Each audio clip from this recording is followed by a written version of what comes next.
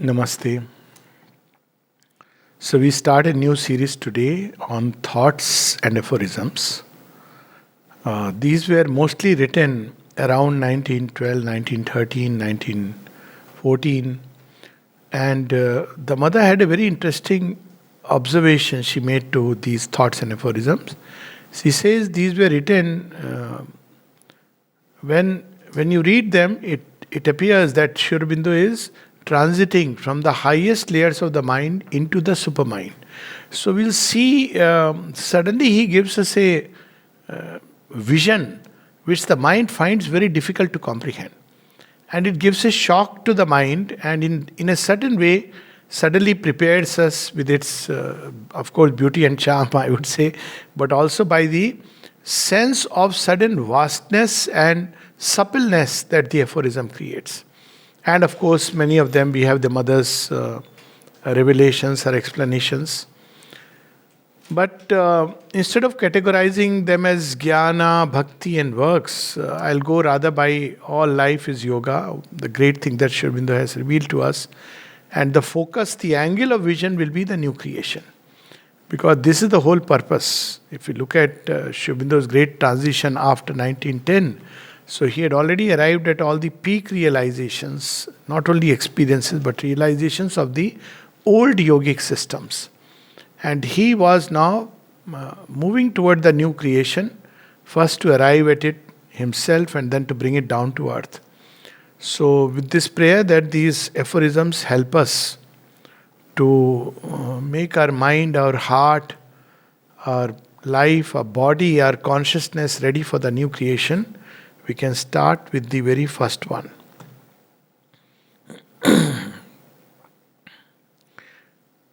There are two allied powers in man, knowledge and wisdom. Knowledge is so much of the truth seen in a distorted medium. As the mind arrives at, by groping wisdom, what the eye of divine vision sees in the spirit. So this is where we are asked to climb from knowledge which we acquire with so much effort. We take data of the senses, we analyze it, we go through a whole process which nature has evolved, and then we arrive at some kind of an understanding about ourselves and life, and we know how fragile it proves to be, and how little it lasts, and how it is shadowed by new things which completely change it. Whereas wisdom is something which comes when we transcend the mind. And yet, the beauty of this aphorism is, Mother is saying they are allied powers. So here the question is, someone has asked me, why are the powers allied? I suppose that we are so used to seeing all the elements in man quarreling among themselves that the idea of their being allied causes astonishment. So this is because we normally think that avidya, which is ignorance, and if you take the old Upanishadic terminology, their knowledge actually implies wisdom. So all this is a realm of ignorance where you understand through the senses and the mind, and there is a knowledge which transcends these barriers, and that's the knowledge of the divine reality. So the question is this entire understanding that we receive from life, through the senses, through the mental processes, is it to be completely discarded when we arrive at that? So has been the saying so far. But here the mother brings in this completely new understanding, which we see reflected even in the Upanishad, Vidyancha, Vidyancha. This knowledge has its own purposes. And then there is the wisdom that transcends mind. And they are both allied in a certain way. And that's what we are reading here. But these quarrels are only apparent. All the powers which come from the higher regions are in fact necessarily allied. They are united. They have agreed to fight the ignorance. And Sri Aurobindo says clearly enough for those who understand that one of these powers belongs to the mind and that the other belongs to the spirit. So wisdom belongs to the spirit and knowledge belongs to the mind. This is precisely the profound truth that Sri Aurobindo wants to reveal in his aphorism. If the mind tries to obtain the second power, it is unable to do so since it is a power that belongs to the spirit and arises in the human being together with the spiritual consciousness. This is the fundamental truth, the first thing that she reveals to us. And we can put it this way, that to understand spiritual things, there is a very beautiful observation that the mother makes when she speaks about psychic and spiritual education. She says the first thing to know is that the mind cannot understand spiritual things. So the question arises, if the mind cannot understand spiritual things, how are we to understand them at all? So it is only the spiritual intelligence and the spiritual consciousness that can understand spiritual things. So that's how Sri Aurobindo says, when we look at it from the mind's perspective, that appears as unknowable. But what is unknowable to the mind can become knowable through a different power, a different faculty, and a different approach by identifying with it. So the first thing we need to understand is that we must awaken into the spiritual consciousness. Then only we can understand spiritual things. Knowledge is something that the mind can obtain through much effort, although this is not the true knowledge, but only a mental aspect of knowledge, whereas wisdom does not at all belong to the mind, which is altogether incapable of obtaining it, because, in fact, it doesn't even know what it is. I repeat, wisdom is essentially a power of the spirit, and it can arise only with the spiritual consciousness. Let's say, for example, we want to understand a car. So there is an understanding which the mechanic brings into it, or let's say the mechanical aspect of engineering, or a mechanical engineer brings it to it. It understands, how the car is built, how the framework is built, and that understanding has its own utility. Then there is an electrical aspect of it, which the electrical engineer brings into it. There is an aspect which how the fuel, the energy aspect, how it runs, drives, all this. Then there is an aspect which the computer software, that engineer brings into it. Now, all these are aspects, but none of these tells us whom does the car belong to, who drives the car, does the car have a goal at all? So there is an aspect of knowledge which is brought to us by the senses and the mind, which has its place. What that place is, she will reveal to us. And its utility, however limited.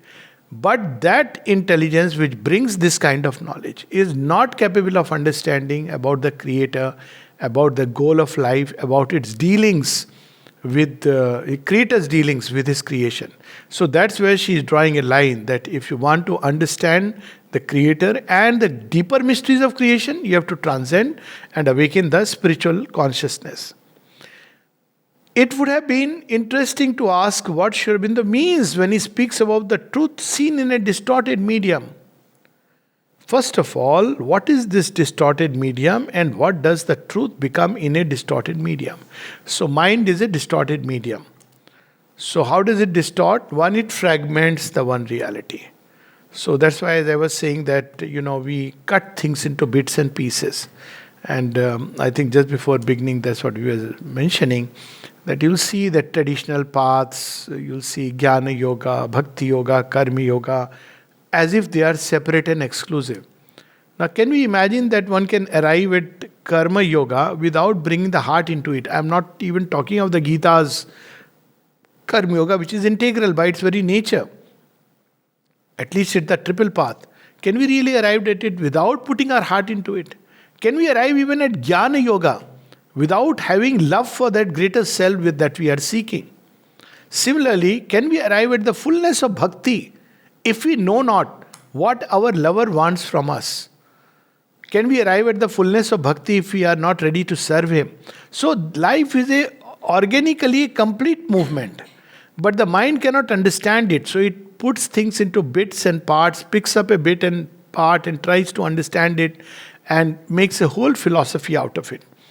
But there is something else which is needed, which wisdom brings to us. So knowledge has a tendency to fragment reality. Second, it has a tendency to distort. And this distortion takes place in two ways. One, by exaggeration, like you have those mirrors. So how they distort? They exaggerate sometimes. There is a thin person, he appears fat, or it minimizes things. So it doesn't place the right value on things. So very often we'll say, for instance, the body has its value. When we look at it from the spiritual point of view, it has its value because it is the condition for manifestation. Its instrumentality is important for anything. But when we look at it purely from the mind, body is the most important. So that's where it distorts things. And at the third level, it distorts things because the very senses cannot pick up the true data. Thus, for example, when we see a physical thing, let's take an example. The car stopped working on the road. So the mechanic comes. So he looks at and says, well, this went wrong and this is the problem. Or like, people have accident spots. So, accidents happen more often. So they try to understand it purely from the data which the physical senses can provide.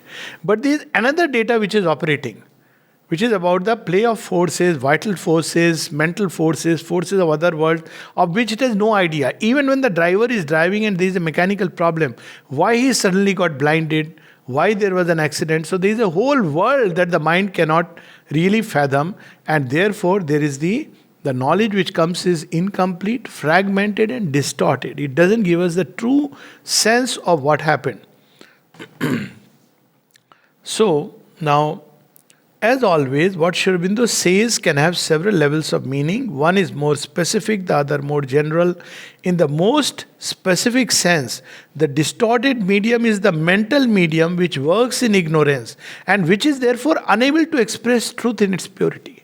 How often there is misunderstanding between people simply because they see one small little aspect. Why don't we understand God? Because we see an outer event. So outer event is an act of God. I think recently there was a very funny thing which I was reading. There was in Iran, 2 people, young teenagers have been executed. Their orders have been passed to execute them. And the reason that is given by the court is very, very funny. So the reason is enmity against God. Now, who are you to decide? Because they are asking for removing the hijab. So they are enemy of God. Why? Now look at the logic, how it is working. That God wants everybody to wear a hijab. So if he wanted that, what was happening till, this came into existence, hijab came into existence, everything was an enmity against God. Look at the illogicality of the whole thing. But the mind distorts things. So it is the mind which in ignorance, it cannot express truth in its purity. Whereas the actual, when we look at the principle behind it, the principle we will find, the human body is not meant for pleasure. So, both men and women must understand that this body is not meant for a free display and just to attract attention. But that's a different thing. You don't have to use hijab for doing that. So when we look at truth in its purity, and in fact, if we remove from our hearts and our life these distortions and perversions which the mind has brought in, probably there'll be no such impurity. That is the state of Adam and Eve, where even when they are involved in what could be today regarded with shame and guilt, there is not that sense burdened with that the mind brings in. So it doesn't see truth in its purity. But since life as a whole is lived in ignorance, the distorted medium is also the earth atmosphere, which in its entirety distorts the truth, seeking to express itself through it. So because we do not see things in entirety, we see a small little action at a given point of time. That's why Sri Aurobindo, reveals to us that one of the differences between the Western and the Eastern paradigm is, in the West, which is very mind-centered. So you judge a person by an action. But in the Eastern context, which is more soul-centered, you judge an action by the motive behind it. So that's why you have rules of outer conduct, and here you have dharma, which is rules about inner life, your inner states and attitudes. And here lies the most subtle point of this aphorism. What can the mind arrive at by groping? We know that it is always groping, seeking to know, erring, returning upon its previous attempts and trying again. So we can see as a doctor, I can speak about the history of medicine. Now we have so much changes it has taken, And yet, we honestly, if a doctor honestly admits, he'll say, we really don't know. We don't know what drives the genes. We don't know the molecular processes. What is really moving them? And yet, yes, we have learned something, gained something about some of the structures and the processes. Its progress is very, very halting. For instance, let's take engineering and say, okay, this is fine, medicine is a different science. What about hardcore physics? So here also we see that you start understanding solid objects, the laws that operate. Then you go deeper and deeper. And you discover, no, things are very different when seen from the depth than when they seem on the surface. So there is a whole new understanding which opens up, and of course, new powers and new ways of manipulating the substance. But it is a fragment, a piece, something which is still the truth, but only partially, incompletely. Or is it something which is no longer the truth? That is the interesting point. So, allied, because there is some truth somewhere. We need to take into cognizance, like when about the viral fever. What did Sri Aurobindo say? He said there are three elements which are involved in creating the flow, causing the flow. So, one, he said there is a material aspect which we today may call as a strand of RNA or whatever. He says there is a material aspect, and there is fear, and there is the bad will, and the suggestion. All these come together. Now we pick up one point and make it the whole. So what happens? On one side, we are trying to eliminate the virus by whatever means. On the other side, we are forgetting that there is the fear which is going to make it enter faster in the human system.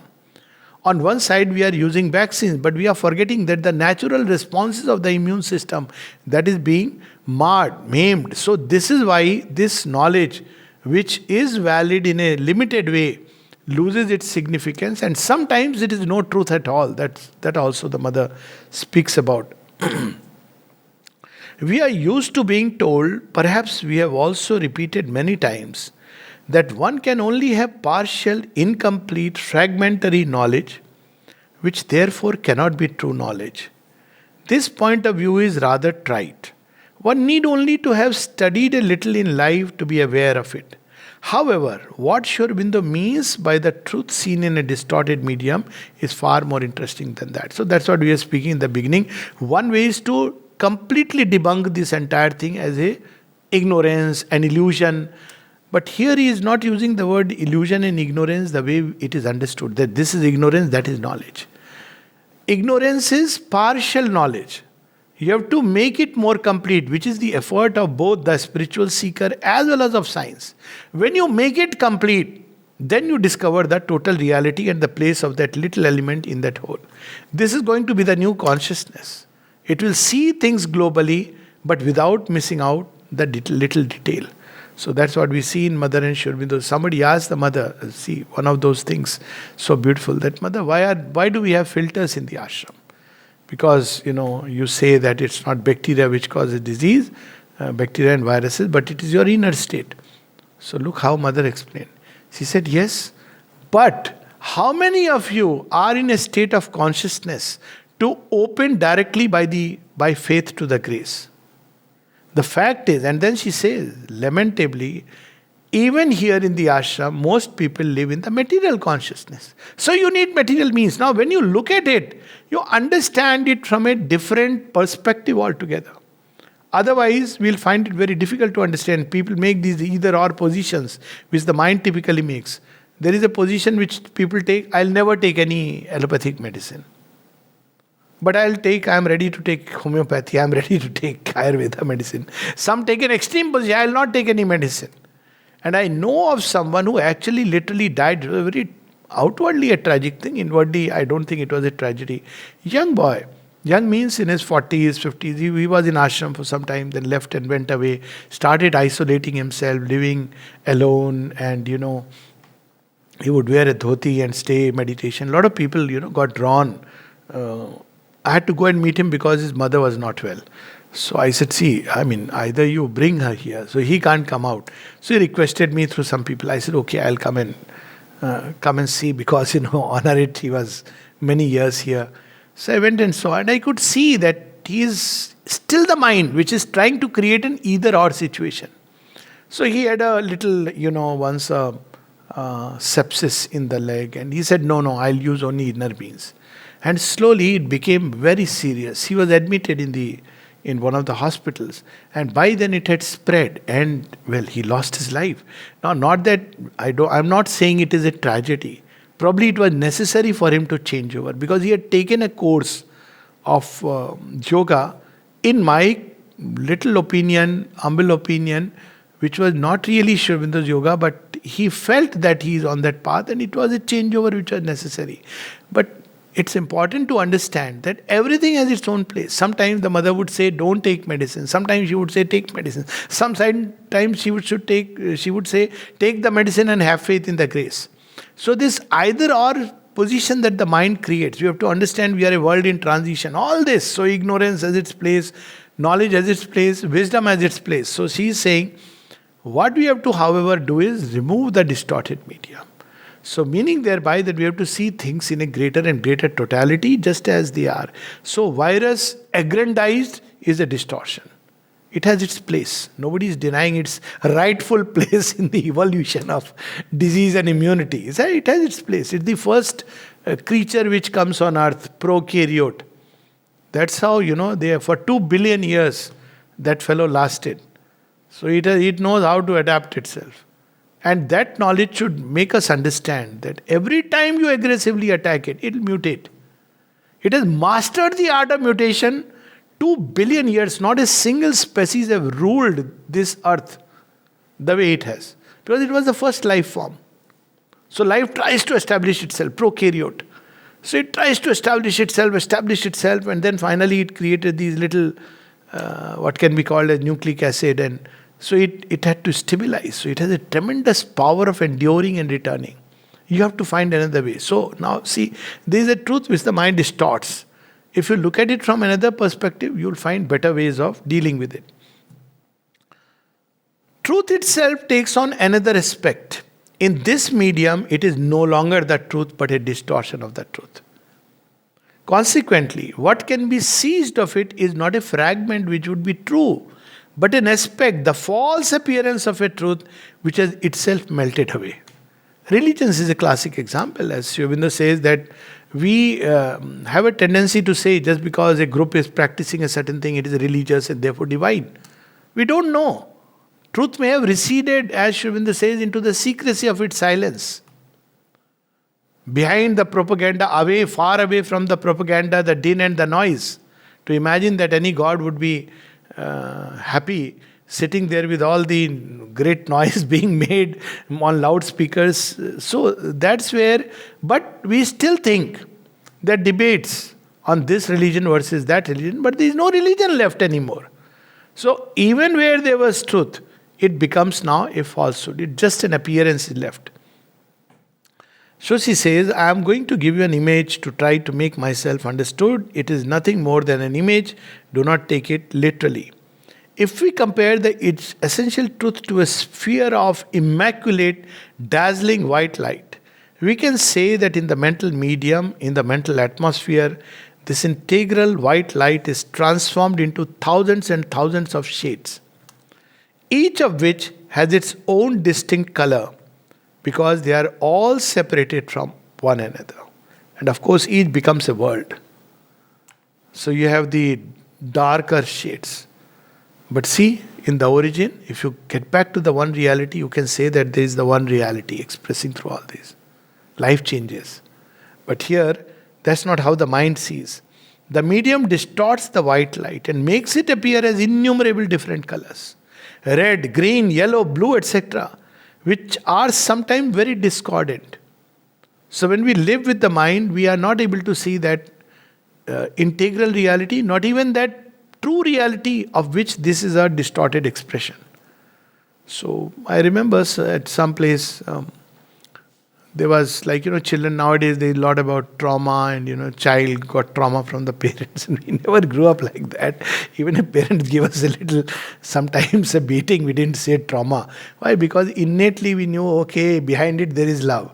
So now you analyze and say, so we had this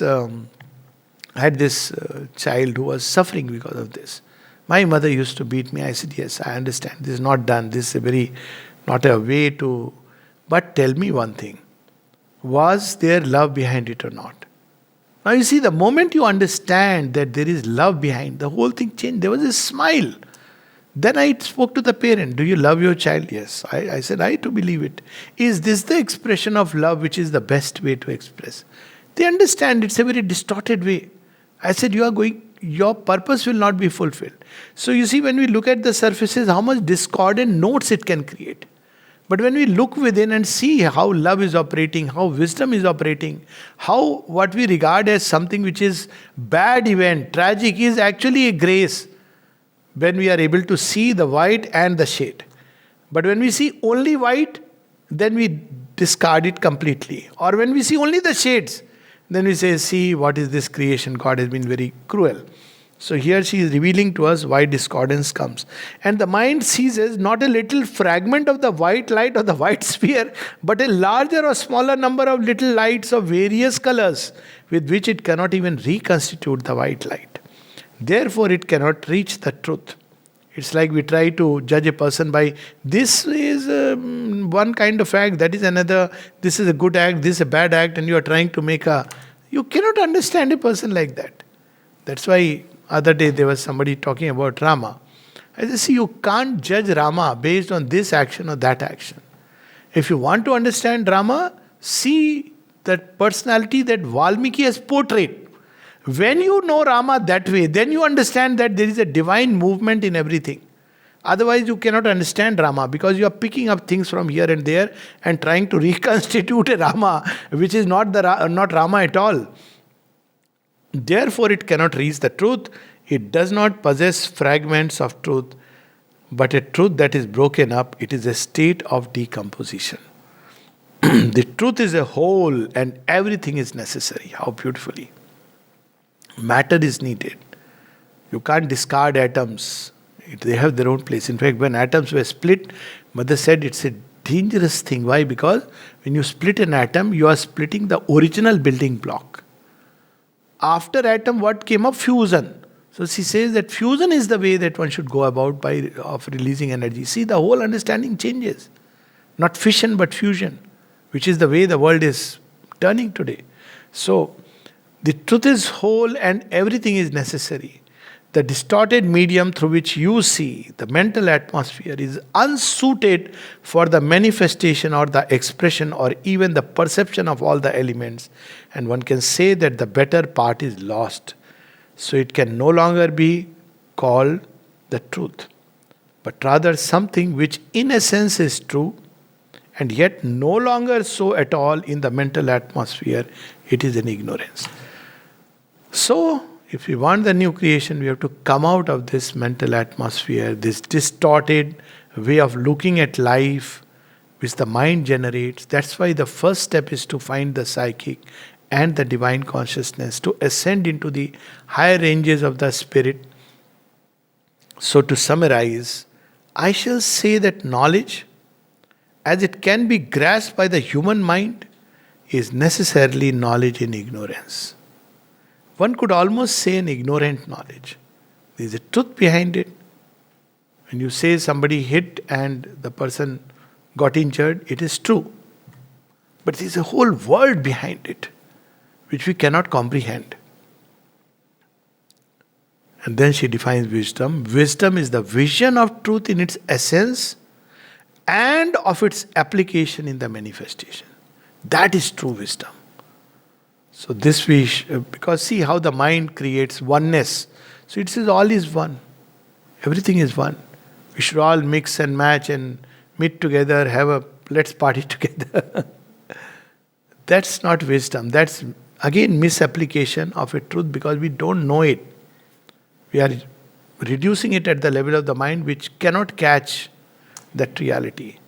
Whereas in wisdom, we will know not only the one truth behind everything, but also in its application and manifestation.